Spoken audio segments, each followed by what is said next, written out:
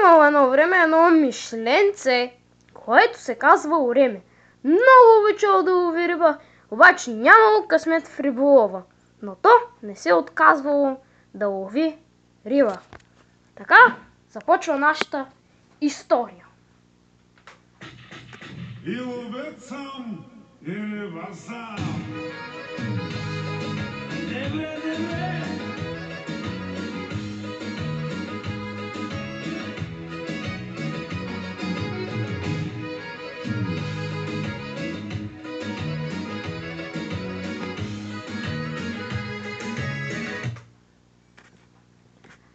По едно време Реми се уморил и казал: "Ох, майко, как съм гладен!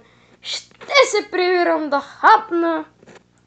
И така завършва нашата хубава история.